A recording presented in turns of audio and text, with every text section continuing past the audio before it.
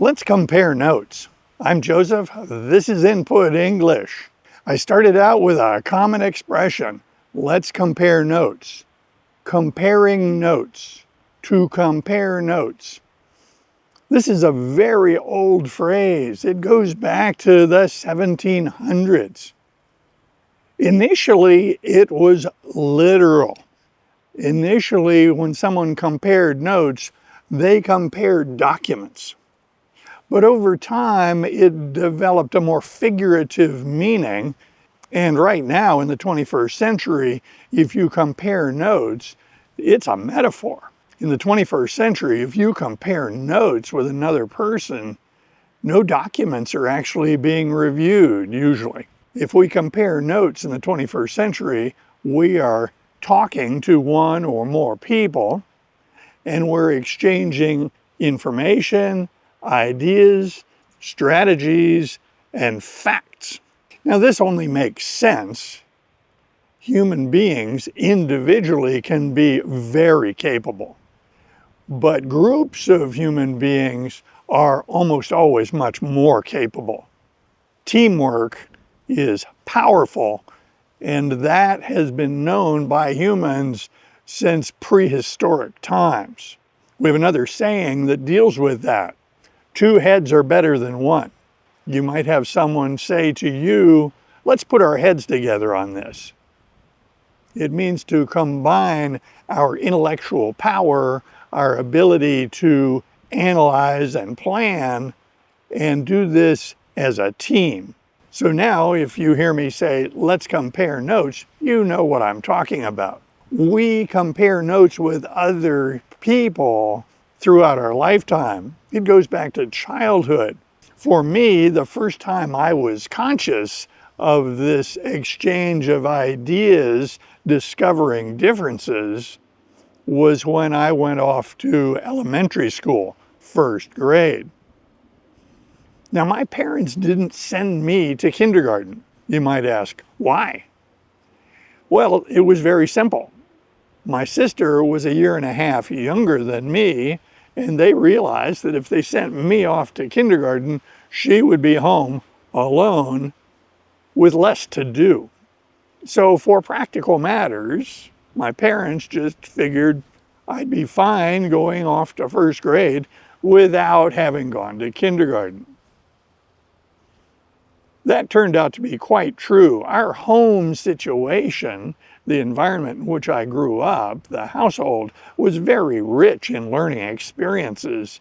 So my opinion is that I missed out on little or nothing.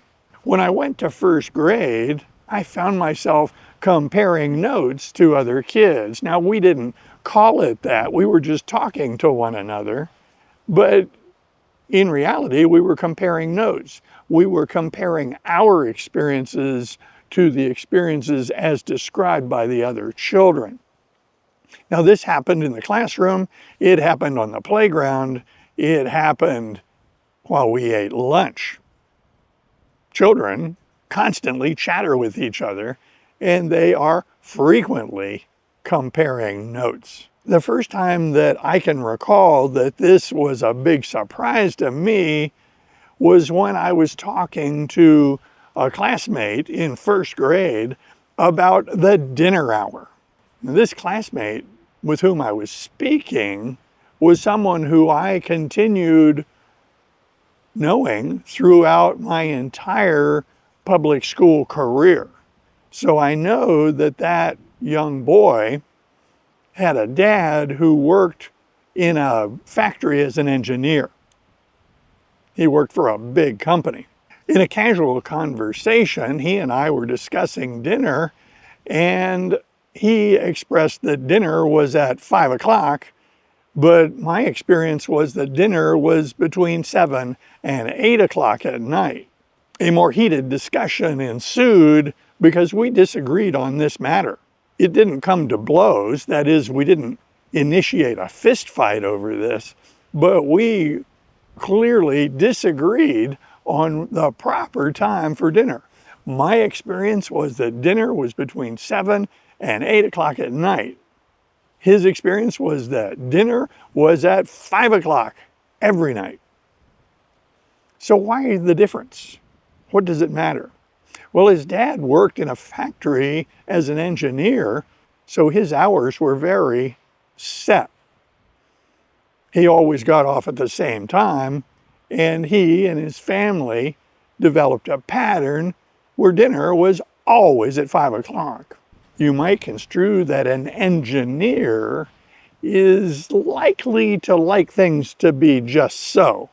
They like things to be consistent and predictable. So looking back, I absolutely believe that this fellow, this first grader who I knew, did have dinner at 5 o'clock every day. It makes sense. My experience was very different because my dad didn't work in a factory and his hours were not that predictable. It turns out that he would coordinate with my mom by telephone and try to predict for her when he was going to be home. If he was going to work very late, she would proceed with dinner for the children, but they tried to coordinate the schedule so that he could have dinner with his family. The result of all this was that our dinner was usually between 7 and 8 o'clock at night. Now that was not in the 21st century. That was in the 20th century, and society in the United States was substantially different than it is today. It was common for the pattern in a family to be that the father, the husband, would go to work at a job, and that the mother, the wife, would stay at home to raise the children, to take care of the children. In that era, a mom who stayed at home caring for children was referred to as a housewife. That was a common term, and people don't use that term very often at all. It is considered very old-fashioned. I have been told by more than one lady that they considered that term housewife to be insulting. So what is the correct way to refer to a mom who stays at home caring for the children and does not work outside the home? We would use the term stay-at-home parent. It's a very polite, safe way to accurately give the information that the parent, in this case the mom, is staying at home caring for the children. In reality, they don't stay at home because stay-at-home parents are doing errands. They take their children to stores and parks. The stay-at-home part of this job description is metaphorical, meaning that the person is not going to a job outside the home. My wife's experience was parallel but different. She explained to me what happened to her when she went off to first grade. As was often the case, the children would describe their home situation, their family, and my wife participated in these episodes of comparing notes. One day, the children were discussing what mom did, and my wife told the other girl with whom she was speaking that her mother, my wife's mother, was a doctor. The little girl didn't accept this. It didn't match her expectations.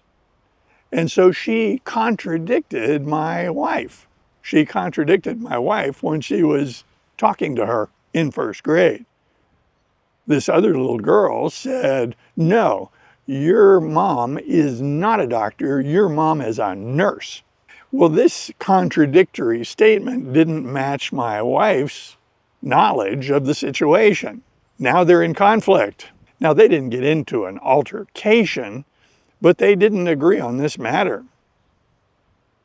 The other little girl held that my wife's mom was a nurse, but the facts were different. My wife's mom was a doctor.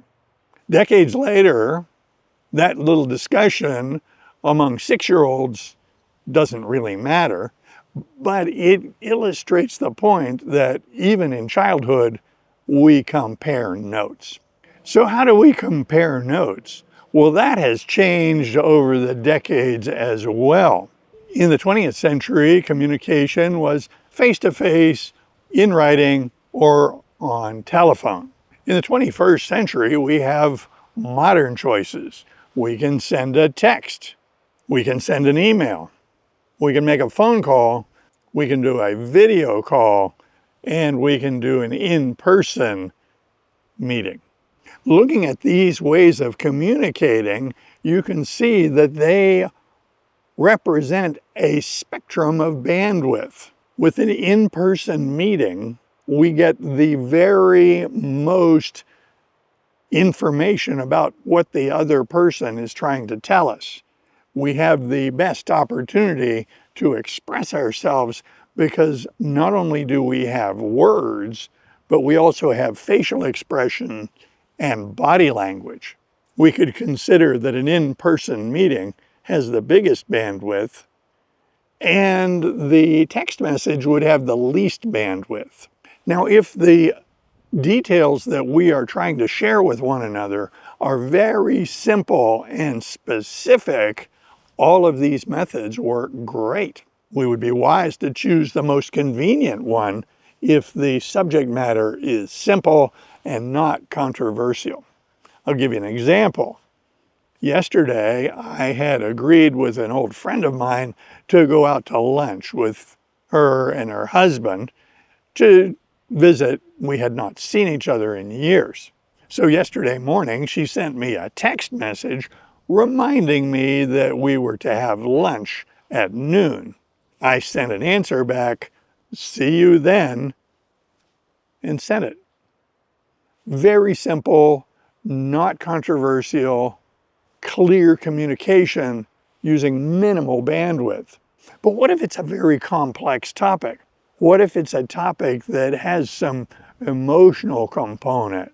What if the topic is dealing with disappointment, disagreement, sorrow, anger?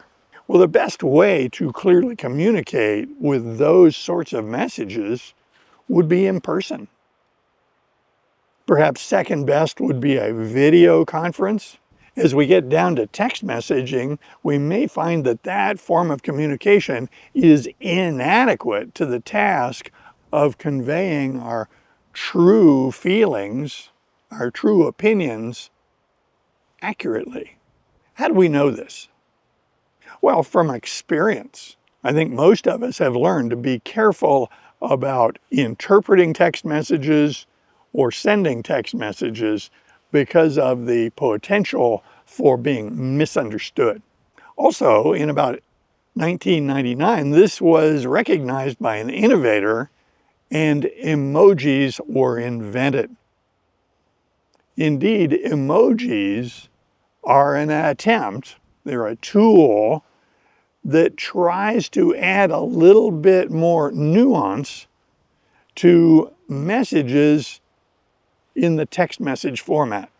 If you send a text message and you're concerned that the recipient might misunderstand you, you can attach an emoji with a smiling face or a frowning face or a puzzled look in order to substitute for facial expressions and body language that we use in more robust methods of communication. Thinking about this topic of comparing notes, it really all makes sense. People need to communicate, and we don't want to be misunderstood. As a language learner, I found that I was much more comfortable talking to someone in person as compared to trying to have a telephone conversation. Many language learners find telephone conversations difficult or frightening. As language learners, most of us observe that video format is very good for learning languages. You get facial expressions and gestures. Illustrations can be included. So videos are very good for language learning, particularly in the beginning stages. As our ability to understand our target language improves, we find that we can move to an audio-only format. And then further along our journey, we may move to the printed word. reading books. I would submit that it is not an accident that comprehensible input is not being presented to you in the form of long text messages.